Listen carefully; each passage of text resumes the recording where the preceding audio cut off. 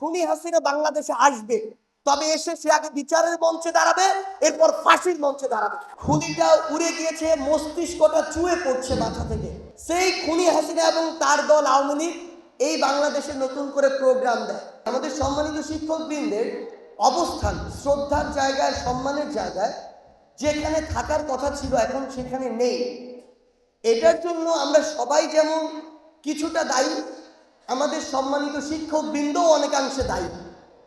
কারণটি হচ্ছে শিক্ষকতা যে মহান পেশা, সেই জায়গাটিকে একপাশে রেখে অনেকেই শুধুমাত্র কিছু ব্যক্তিগত ফায়দার জন্য, সুবিধার জন্য, পদবীর জন্য অন্যান্য পলিটিক্যাল নেতা থেকে শুরু করে যাকে পেয়েছে, যাকে তদবির করলে সুবিধা হবে তার কাছে তদবির করেছে এবং পুরো শিক্ষক সমাজকে ছোট করেছে।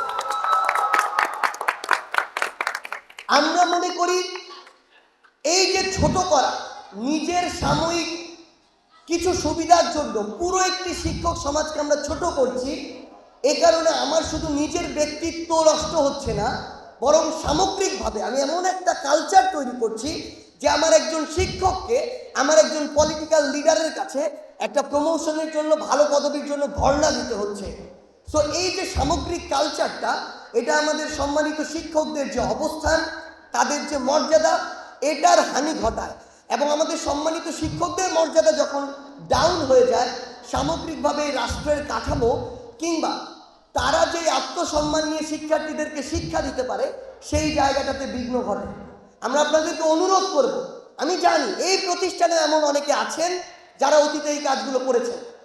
আমার জায়গা থেকে স্পষ্ট করে একটি কথা, ভুল অনেকে করেছেন বা করতে বাধ্য হয়েছেন, অনেকে স্বেচ্ছায়, অনেকে অনিচ্ছায়, কিন্তু আগামীতে এই অভ্যুত্থানে হচ্ছে একটা লিটমাস টেস্ট, এই অভ্যুত্থান হচ্ছে নতুন একটা সুযোগ।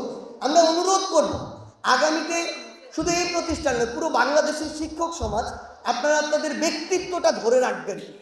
সবার আগে আপনাদের কথা, আপনাদের শিক্ষার্থীদের কথা, আপনার প্রতিষ্ঠানের কথা চিন্তা করবেন।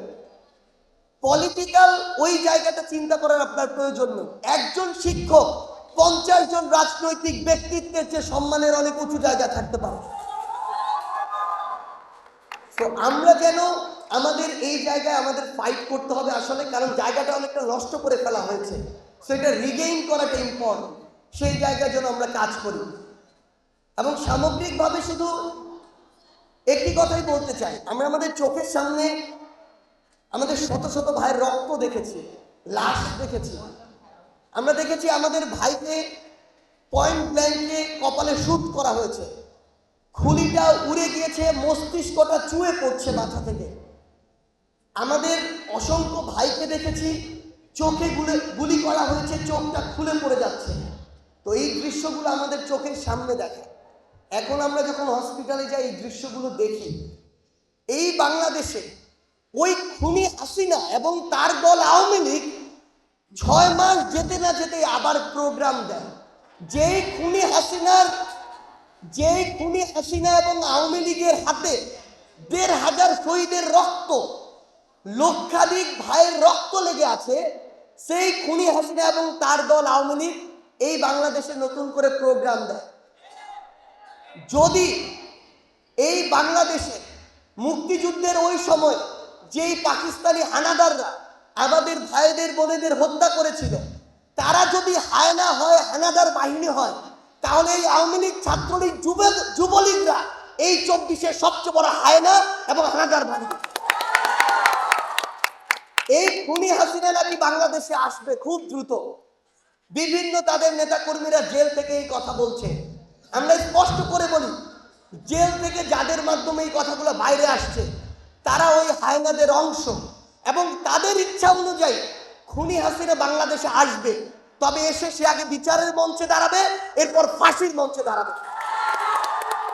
আমরা শুধু ইয়াং জেনারেশনের কাছে একটা কমিটমেন্ট নিয়ে যাই, ওই খুনি হাসিনা এবং তার সন্ত্রাসী আওয়ামী লীগ, যুবলীগ, ছাত্রলীগ যদি আবার রাজপথে নামে, তবে সাময়িক সময়ের জন্য হলেও আমাদের ইয়াং জেনারেশনকে ঐক্যবদ্ধভাবে আবার রাজপথে নামতে হবে।